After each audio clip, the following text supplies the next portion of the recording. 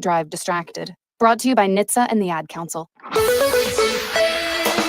Now, the only locally produced farm radio show with agricultural news, information, interviews, in-depth weather, and more.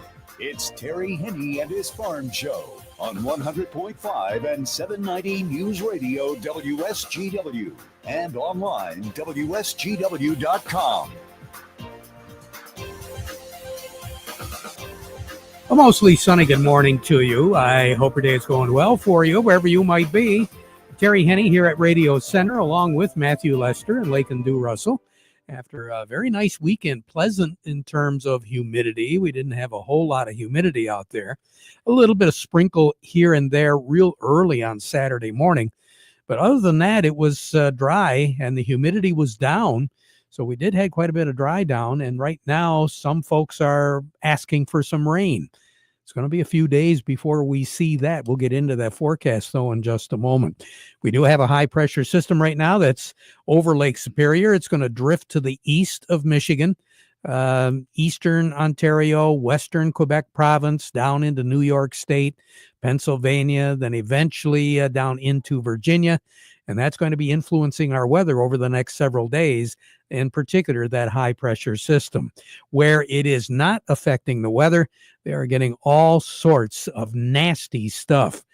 Just within the last hour, we were looking at a couple 3 systems moving through the immediate Kansas City area, heading towards St. Louis. A lot of thunder, a lot of lightning, and very strong gusty winds. Also, looking at a system which is north of Minnesota up into Canada. That system is moving in a northeasterly direction, will be moving away from us, but that one has strong gusty winds and pretty nasty as well. Why? Because it's a whole lot warmer in the central part of the continental United States, and we'll talk about that in just a second. Matthew, what do we have on the thermometer here? Currently, over at the airport, it's sunny at 70. Over in Midland, it's sunny at 72. Here at Radio Center, it's also sunny at 72. We have northeast winds at 8 miles per hour, and our pressure's at 30.15, and it's steady. We'll continue to see those east-northeast breeze as we go through the afternoon into the evening hours. It'll change a little bit more southeasterly, but still 5 miles per hour or less. Mostly sunny skies today, mostly clear tonight, maybe some high clouds floating around. After a high of about 75, 76 degrees, we'll drop down to 55 for a low tonight. Then tomorrow, sun, a few high clouds once again, still a southeast breeze, again, a function of that high-pressure system. 82 is going to be our high tomorrow, looking for a low tomorrow night of 62. So we'll be a good 6 to 8 degrees warmer tomorrow night than what we will be tonight. All of that because the low-pressure system that's generating all of the humidity and the heat to the west of us is gradually going to be working its way closer to us. Because on Wednesday, we're still going to have sun. That high is still going to be helping us out with that. But that low-pressure system is going to be dragging some humid air up into Michigan. So our humidity is really going to pick up. Along with picking that up, a southwest wind gusting up to 25 miles per hour. That will be on Wednesday. So if you're going to be doing any spraying or working outside and you're wind dependent, today and tomorrow look to be pretty nice. But Wednesday, we'll start getting the gusty winds, southwest wind, 90 degrees for Wednesday, but still partly cloudy skies. I'm not looking for any precipitation. Thursday, we're going to be looking at a high temperature of at least 82, if not 83. Some forecasters in southern Michigan are looking at 85, 86. Could be one of the warmer days we have seen so far this year. Sunshine. But moving into the late afternoon and the evening hours on Thursday, going to be the best chance of seeing any shower activity. And our temperature on Thursday night is going to be about 72, 73 degrees. On Friday, middle 80s, so we're still going to be warm. We're still going to be humid, unsettled air. As a result, a chance of those afternoon and evening showers moving around through. It's going to be very spotty. Same thing with Saturday, spotty shower activity. Upper 80s on Friday, upper 80s on Saturday, and upper 80s on Sunday. just to kind of give you an idea. Long range, take us all the way through the 3rd of August. We're not even talking July anymore. August the 3rd, above average to much above average on the temperatures. Normal to a little bit above average as far as the moisture is concerned. Record high in the state, incidentally, is 99. That was set back in 1926, 99 years ago. The record low is 44, set in 1944. And a little weather trivia for those of you who are interested. The 19th of July, which was last Saturday, we had a trace of snow. That was in 1990. More on the weather as we go through the broadcast. Standing by, Matthew, who do we have today? Coming up next, we have Gary Kaufman from Star of the West, and we also have Doug Klein from Oppenheimer. Well, before we get to them, we want to remind you the weather forecast brought to you by the folks at Nutrient Ag Solutions. Nutrient Ag Solutions has the local expertise to recommend the corn, soybean, and other seed products that are the best fit for your field.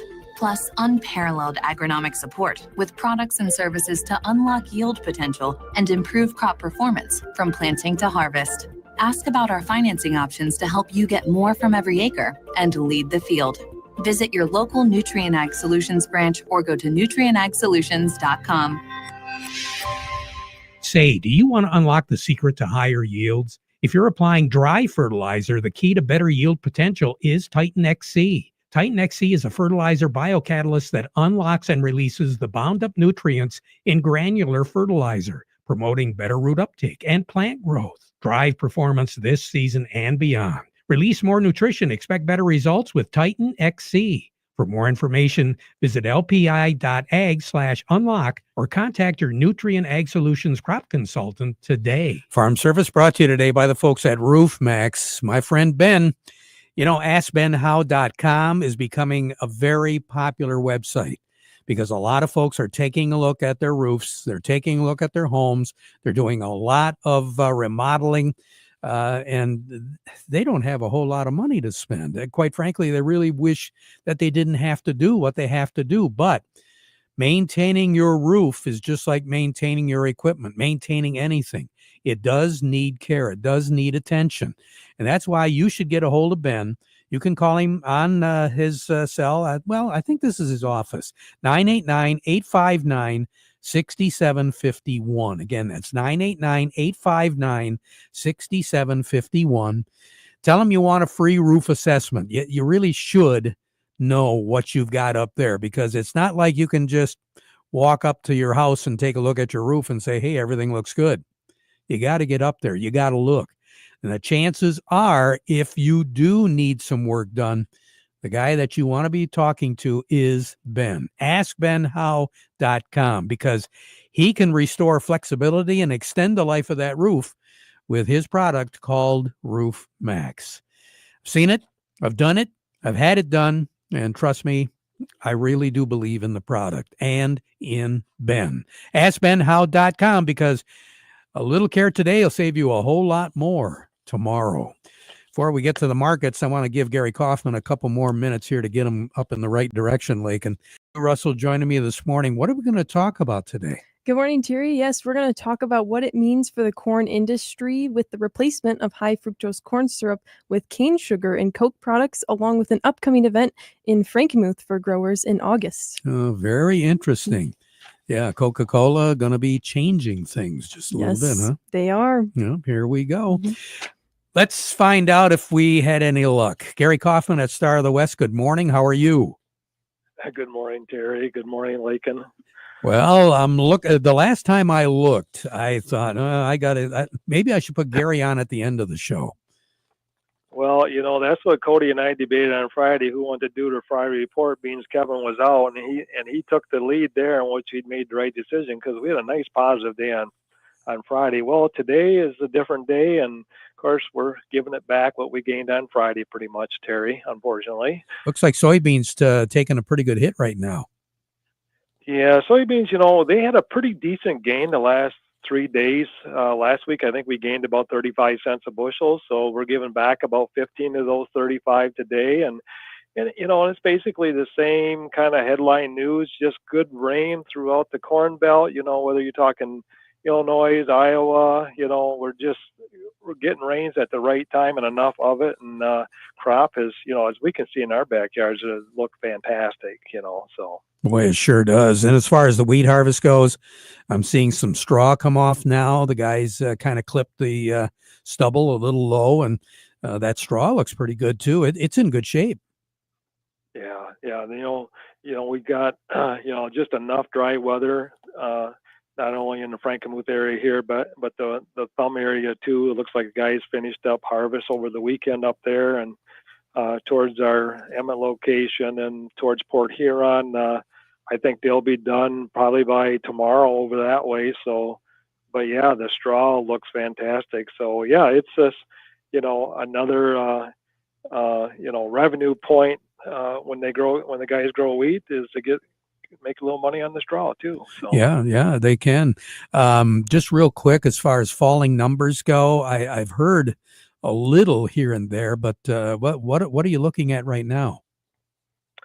Yeah, falling numbers is very, very few fields. I mean, we have, I look at this harvest, Terry, versus last year harvest. I think we came out, it seemed like we had more rain this year for whatever reason, but, it's all timing and when that wheat's mature. But falling numbers are still holding in the areas that have wheat out in the fields yet. So it's still going to be good for milling quality. And as we wrap up this harvest, I would say 99% or then some made all milling quality wheat this year, Terry. Well, that's excellent. So right now on the board, what do you have, Gary? Yeah, right now, Terry, let's call cash and new crop, current crop wheat down 4 at 532 on the white, 452 on the red. Cash corn down 7 at 347. New crop also down 7 at 356. And then cash and new crop soybeans, call it down 15, Terry, at 941. You have a great day, Gary. Thanks a lot. Thanks, Terry. You betcha. Gary Kaufman over at Star of the West. A little bit more in depth. Doug Klein from Oppenheimer joining us right now. The market report brought to you by Thumb Bank. They've got all sorts of field days coming up. One on the 29th of July. I know they've got one in August, and I think they've got one on the 31st of July as well. The one on the 29th is going to be in the Bay City area. The 31st is going to be over in the Eastern Thumb. And then August the 5th is going to be in the Pigeon area. So pick your field day and stop on by. They're showing their appreciation to all of their customers because they've been involved with agriculture since 1895. 13 locations throughout the Thumb and the Great Lakes Bay area. Thumb Bank, where relationships are built on trust. Market report also brought to you by the Michigan Corn Growers. Mark it down on your calendar now. August 18th through the 28th. The Between the Rows tour will be taking place. Each location is going to have a catered dinner, input on the markets, and a grain marketing update by local industry experts. Again, August the 18th, it kicks off in the Jonesville area. They have stops in Willis, Coleman, Charlotte, Rockford, Sandusky, and Akron. Akron's the last one on August the 28th, so mark that down. Also, they've got golf outings. We'll talk about those as we go through the week this week. The Michigan Corn Growers Association and the Corn Marketing Board. Doug Klein, good morning. Good morning. What are we looking at? Oh, well, the dollar's getting pounded pretty hard today, down 75 bips. So precious metals are pretty strong today. Platinum hit a new high today. Food stocks still not doing very good. Obviously, the grains are not doing very good. The S&P hit a new high today. Also, the NASDAQ Qs hit an all-time high today. So the tech is very hot right now. Banks are having their earnings this week. Of course, the billionaires that are backing those banks are just salivating all over the place, ready to make billions more this week. So it's all hot.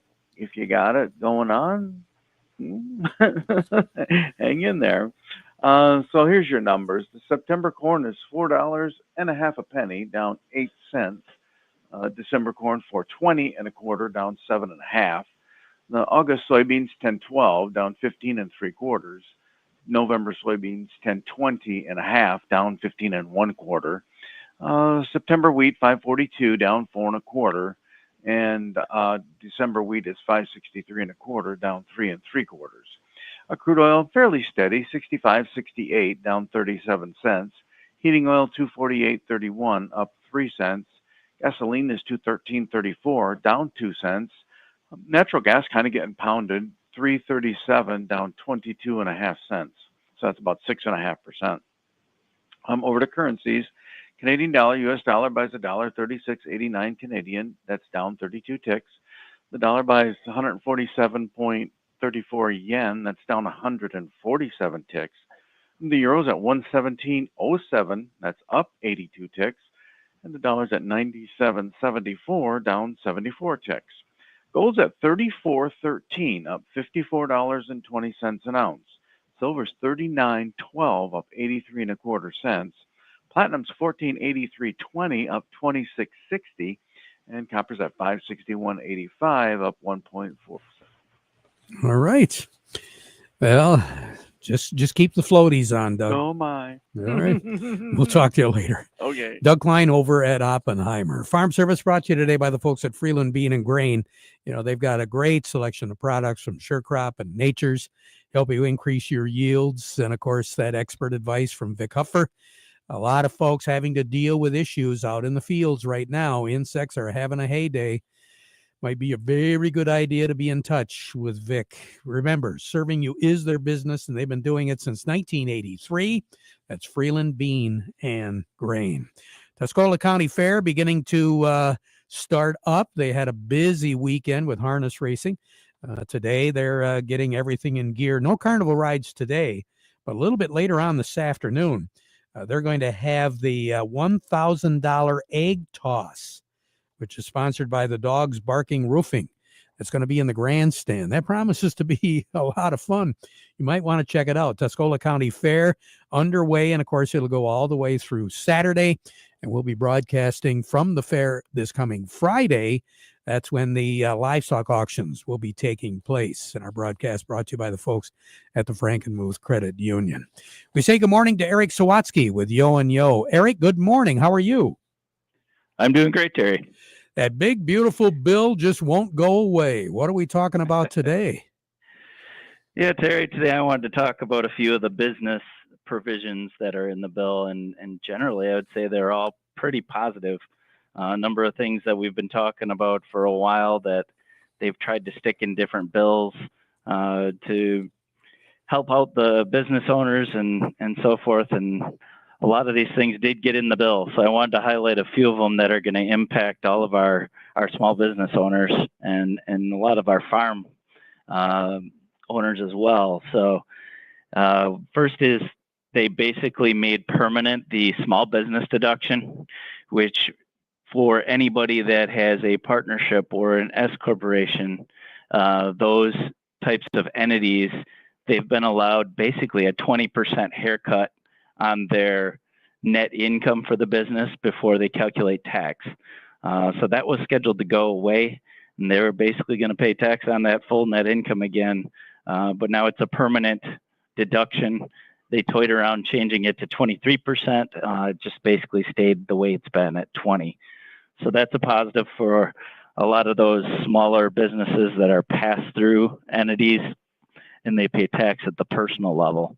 For some of the larger businesses, research and development expenses, for the last 3 years now, they've had to capitalize a lot of these costs that businesses were making, I guess, doing research and experimental work and things like that to improve their products or their processes. They were making them, the IRS was making you write that off over several years. So they would pay the expense now, but not get the tax deduction for several years. Now there's, going forward, those are going to be fully deductible. And then there are some things in play for those businesses to kind of accelerate those costs they weren't able to deduct yet on prior years and get those going forward. So some planning involved there if that's the case for your business. And then one of the big ones everyone always is interested in, and this impacts pretty much any business that owns, buys equipment, furniture, fixtures, anything along those lines, our depreciation options are going to be really good again going forward in 2025. 100% bonus depreciation is back. It's interesting because they put it in place this year, 25, starting on January 19th. So if you bought equipment before January 19th, you're still under the old rules. But going forward from January 19th on through 2030, the year 2030, basically the next 5 years, any equipment, furniture, fixtures, anything along those lines, you can now take 100% bonus depreciation, which basically lets you depreciate that full purchase price in year one. And then the final piece of depreciation is Section 179. It's just another way to be able to expense some or all of those asset purchases. They really bumped up the amount that can be used. So even for larger businesses, up to 2.5 million of new assets purchased in a year. And the cap on that is 4 million. If they buy more than 4 million, then they start phasing out the deduction. But basically kind of opens back up wide open the opportunities and the options for tax planning, for buying new equipment and getting a tax write-off on that. So there's going to be a lot of planning that has been going away for several years, the way the law was, going back to the old law where really it's going to kind of be the Wild West again of go out there and if there's a reason to spend money on capital improvements, there shouldn't be any tax disincentive anymore. There you go. Good news for some folks, I'll tell you. For sure. Yeah. Eric, thank you so much for sharing. It was great information. You take care, all right? You too, Terry. Eric Sawatsky with Yo and Yo Accounting. We're going to take a quick break, and then Bryce Stein will be joining us. Are you upset with your current planter performance? Are you considering buying a new planter but blown away from sticker shock? With Precision Planting's VSET, V-Drive, and Delta Force, we can retrofit your old planter to outperform any new planter on the market. Then access all your data from planting to harvest easily with Field View. Call PC Ag Solutions today and get your parts ordered, installed, and ready to go for the upcoming growing season. 989-868-4444. PC Ag Solutions. Along with us, Bryce Stein with Michigan Sugar, agronomist over there. Bryce's report brought to you by the folks at Foster Blue Water Oil and Blue Flame Propane. Bryce, a little break in the humidity. I like it. For a couple of days, it was nice. Now we're going back into the heat. Yeah. So what have producers have been having to deal with here, Bryce? Yeah. Touchy situations, I would say, with that humidity that we've had, not so much the last few days, but prior to that, it was a challenge to get out spraying because there was pockets receiving 2 to 3, there was even reports 4+ inches up north, Standish or Au Gres area. So, that isolated, that increased humidity creates isolation where there was some heavy rain events, and it makes it difficult for growers to spray. That's for sure. So at this stage of the game, they've got a chance, and a lot of guys are keeping up with their spraying. They are. Our staff is doing our yield digs again this week on our full sample size, and visually, Cercospora does not seem to be building. So that due diligence growers are making with, reapplication, tightening windows, it is working well. That sounds great. Bryce, thank you so much. Enjoy that weather, all righty? We'll talk to you again. Have a good one. I will. Bryce Stein with Michigan Sugar Company. Lakin, let's talk a bit about some folks' favorite beverage, Coca-Cola. Yes, the American corn industry is reacting to President Trump's suggestion to replace high fructose corn syrup in Coca-Cola products with cane sugar. CJ Miller and Eric Pfeiffer have more. Well, President Trump claims that Coca-Cola has agreed to change its recipe, but the corn industry is giving him an earful. Eric Pfeiffer has more. Trump wrote on Truth Social that he's been speaking to Coca-Cola about using real cane sugar in Coke in the United States, and, quote, they have agreed to do so. It would replace high fructose corn syrup. Replacing HFCS with cane sugar would be devastating blow to thousands of manufacturing jobs in American agriculture. That's John Bodie, president and CEO of the Corn Refiners Association. And it would depress farm prices, and it would add to our trade deficit because every bit of HFCS that is replaced with cane sugar would be imported cane sugar. Bodie cites a study from North Dakota State University that explains what the economic impact would be on the U.S. corn industry. The immediate impact on corn prices nationally would be 15 to 34 cents per bushel, a devastating blow to American agriculture. And once again, this tweet was talking about cane sugar, so there's not any consolation for the beet growers. A Maha Commission report in May argued that high fructose corn syrup is a factor in obesity and related diseases, but scientists say there's little nutritional difference between sugar and high fructose corn syrup. Coca-Cola did respond, stopping short of confirming their plans. Their website reads, quote, "We appreciate President Trump's enthusiasm for our iconic Coca-Cola brand. More details on new innovative offerings within our Coca-Cola product range will be shared soon." Eric Pfeiffer with Michigan Ag Today.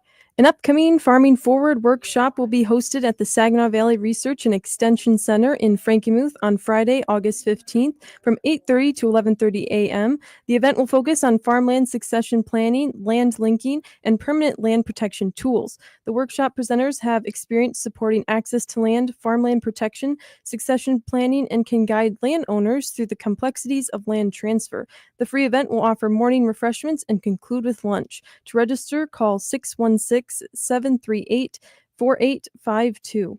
And again, that date is August 15th. Lakin, thank you. Lakin do Russell. We'll be back with more at the bottom of the hour at 12:30. Now we conclude our program with the playing of our national anthem, brought to you by Euclid Avenue Coin in Bay City.